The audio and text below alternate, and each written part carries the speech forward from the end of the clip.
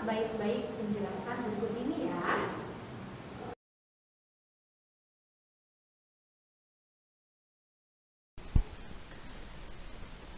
Makanan dan sistem pencernaan makanan dengan subtema zat gizi pada makanan.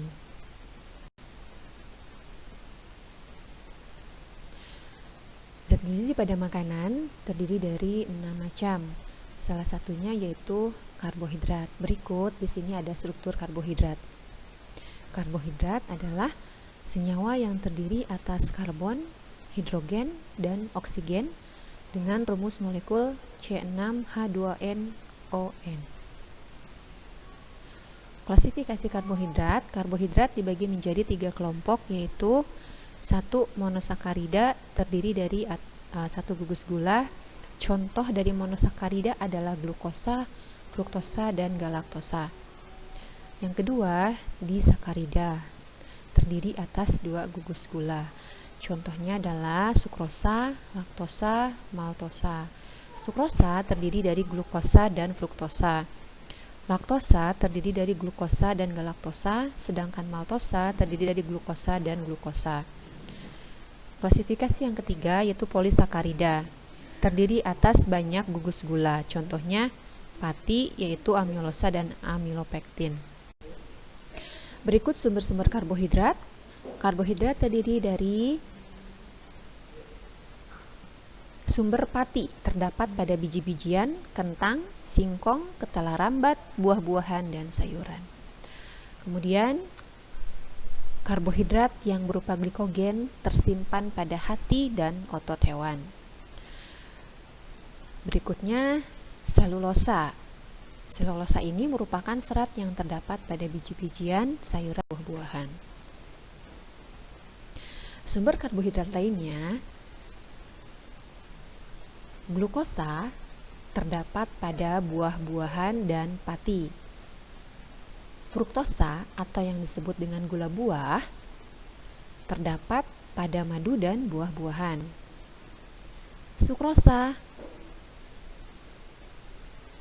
Sukrosa dapat diperoleh dari tanaman, tebu, bit, dan buah-buahan. Sumber laktosa terdapat pada susu. Dan sumber dari galaktosa dapat dihasilkan melalui proses pencernaan laktosa. Maltosa terdapat pada biji yang berkecambah dan dapat terbentuk pada proses pembuahan. Berikut fungsi karbohidrat. Karbohidrat berfungsi sebagai sumber energi, pengatur metabolisme lemak, menghemat protein, dan membantu pengeluaran fase. Kemudian yang berikutnya, zat gizi lemak atau lipid. Lemak terdiri atas gabungan gliserol dengan asam-asam lemak. 1 unit gliserol yang bergabung dengan 3 buah asam lemak akan membentuk 1 unit trigliserida.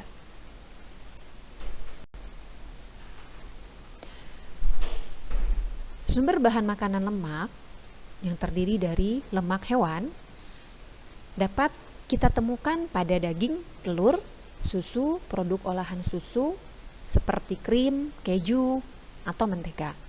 Kemudian minyak ikan juga mengandung lemak hewan. Jenis lemak yang berikutnya adalah lemak nabati. Nah, sumber lemak nabati ini terdapat pada minyak zaitun, minyak kelapa, dan minyak jagung. Minyak nabati ini mengandung sterol dan asam lemak esensial seperti linoleat, lenolenat, dan arakidonat. Fungsi yang ketiga akan menimbulkan perasaan kenyang pada tubuh kita. Ketika kita memakan lemak, maka cadangan makanan kita akan diperoleh dari lemak dan tubuh akan merasa kenyang karena lemak susah untuk lebih lama dalam pencernaannya. Kemudian fungsi berikutnya adalah sebagai perlindungan. Perlindungan di sini artinya sebagai bentuk perlindungan terhadap benturan-benturan ataupun benturan-benturan berupa mekanik ataupun perlindungan dari suhu yang ekstrim. Selain itu pula, fungsi lemak yang kelima adalah untuk membentuk jaringan tubuh. Yang keenam, lemak sebagai penyedia vitamin larut lemak, penghemat protein dan pelumas, serta membantu proses pengeluaran sisa pencernaan makanan. Berikutnya, di sini ada zat gizi atau kelas molekul protein. Protein ini merupakan zat gizi yang menyusun 1/5 bagian dari tubuh. Susunannya terdiri dari atom karbon, hidrogen, oksigen, dan nitrogen. Dan biasanya di dalam protein terdapat unsur mineral seperti sulfur, fosfor, iodin, besi, dan kobalt. Protein ini merupakan makromolekul yang terdiri dari rantai panjang asam amino yang terikat satu sama lain dalam ikatan peptida. Nah, protein dibagi menjadi dua macam. Yang terdapat 20 jenis asam amino yang menyusun protein. Terdiri atas 9 asam amino esensial dan 11 asam amino non-esensial. Beberapa kelompok asam amino ini ada beberapa contoh dari asam amino esensial. Ada histidin, isoleusin, leusin, lisin, metionin, fenilalanin, treonin, triptofan, dan valin. Kemudian asam amino esensial yang bersyarat ada prolin, serin, arginin, tirosin, sistein, dan glisin. Asam amino non-esensial alanin, asam glutamat, glutamin, asam aspartat, dan asparagin. Protein memiliki perbedaan-perbedaan. Ada dua macam perbedaan protein, seperti yang tadi sudah disebutkan. Yang pertama, ada asam amino esensial dan asam amino non-esensial. Apa yang dimaksud dengan asam amino esensial? Asam amino esensial adalah asam amino yang tidak dapat dibuat oleh tubuh dan harus dipenuhi dari makanan. Kemudian, asam amino non-esensial merupakan asam amino yang dapat dibuat oleh tubuh asalkan cukup ketersediaan nitrogen di dalam tubuh. Untuk asam amino esensial ini dibagi menjadi dua. Satu, asam amino bersyarat dan asam amino yang benar-benar non-esensial. Asam amino bersyarat adalah asam amino yang dapat dibuat dari asam amino lainnya yang merupakan bahan pemula dari asam amino tersebut. Sumber protein yang kedua, sumber protein ini terdiri dari protein hewani dan protein nabati. Untuk protein hewani hampir sama dengan lemak ya, terdiri dari daging, telur, susu, dan ikan.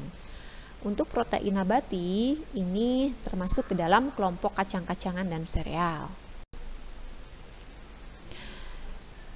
Seseorang yang mengalami kekurangan protein akan mengalami beberapa penyakit. Yang pertama, marasmus. Marasmus ini terdiri dari gejala-gejala seperti anak akan seperti apatis, kemudian muka tampak lebih tua, mengalami dehidrasi, pembengkakan hati, cacingan, pertumbuhannya lambat, lemak di bawah kulitnya berkurang. Umumnya ini diderita oleh bayi umur 1 tahun. Kemudian penyakit yang kedua itu ada kwashiorkor. Apa itu kwashiorkor? Penyakit ini memiliki gejala seperti pertumbuhan terhambat, otot melemah, muka berbentuk bulan, gangguan psikomotorik, perubahan kulit dan rambut seperti rambut pecah-pecah dan rambut kering. Terdapat pembengkakan pada kaki atau edema ya. Kemudian pada perut dan tangan juga mengalami pembengkakan. Nah, di sini kita beralih ke vitamin. Vitamin merupakan zat gizi yang pertama kali diperkenalkan oleh Casimir Fang yang berasal dari Polandia. Beliau menemukan zat dalam dedak beras yang dapat menyembuhkan penyakit beri-beri. Vitamin dikelompokkan menjadi dua golongan. Satu, vitamin larut dalam air, yaitu vitamin B kompleks seperti B1, B2, B3, B5, B6, B11, B12, vitamin H, dan vitamin C. Kemudian yang kedua, vitamin larut dalam lemak atau minyak, yaitu vitamin A, vitamin D, vitamin E, dan vitamin K. Yang terakhir di sini ada mineral. Mineral ini merupakan gabungan dengan zat organik atau berbentuk ion-ion bebas. Fungsi dari mineral sebagai pemelihara keseimbangan asam basa, penjaga keseimbangan ion-ion dalam cairan tubuh, kofaktor aktivitas enzim-enzim, komponen hormon dan enzim, membantu transfer zat melalui membran sel, pemelihara kepekaan otot dan saraf, serta penyusun jaringan tubuh. Fungsi vitamin sebagai koenzim dan biokatalisator yang mengatur proses metabolisme, fungsi normal tubuh serta pertumbuhan. Ada istilah lain seperti provitamin adalah senyawa organik yang tidak bersifat sebagai vitamin tetapi dapat diubah menjadi vitamin setelah dikonsumsi dalam tubuh. Contoh vitamin A dengan prekursornya karoten. Antivitamin adalah senyawa organik yang meniadakan kerja vitamin. Contoh, asam glukoaskorbat sebagai antivitamin C. Alamin, pembelajaran kali ini telah selesai. Terima kasih telah mau belajar dan menonton video ini. Tetap semangat dan sampai berjumpa pada pembelajaran berikutnya. Assalamualaikum warahmatullahi wabarakatuh.